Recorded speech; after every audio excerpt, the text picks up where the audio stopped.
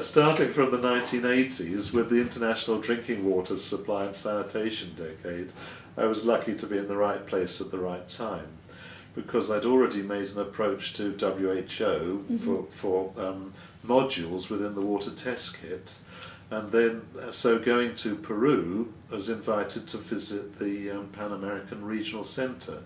So the what's called CEPIS as a regional centre in the Americas for environmental engineering and sanitary engineering and environmental sciences.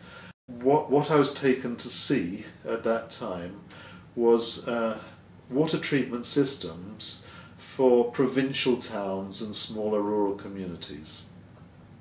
So in an area like the Andes, it means that some areas have copious groundwater sources.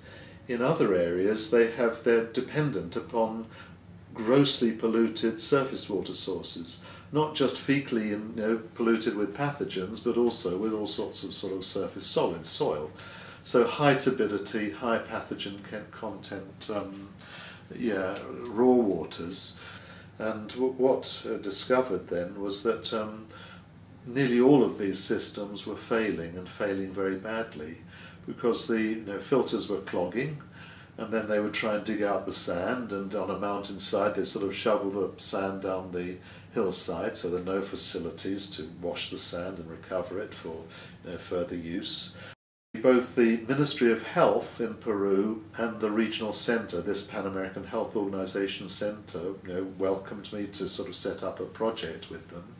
And so that led to the first grant that the University of Surrey had from ODA, it was, as it then was, DFID today.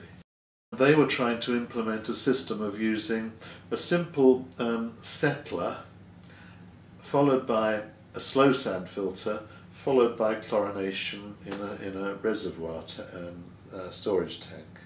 So in a 3-year project, it meant that I had the Peruvian over here for the first year. For the second year, we had our prototype treatment systems to take back to Peru and install the first ones, and then a final year available for evaluation of the system. So once again, that was a really exciting time to be able to get systems installed in the Andes, but also to be able to do all the basic groundwork. And having come from the Metropolitan Water Board background, I was very familiar with multiple barrier treatment systems, which they virtually pioneered with slow sand filtration.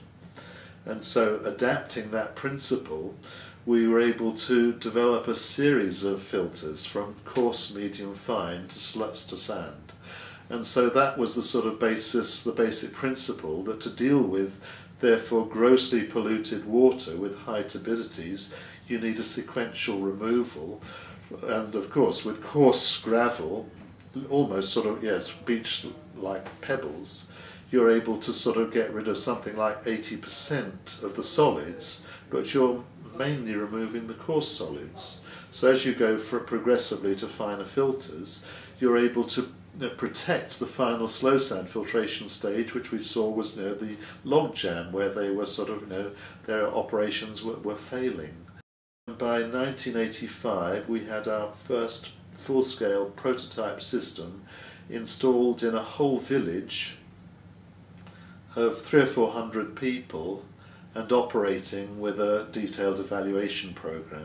That was exciting, and I'm still in touch with Mauricio Pardon, who's a good colleague and friend, and has done some excellent work now throughout the Americas rather than just in Peru.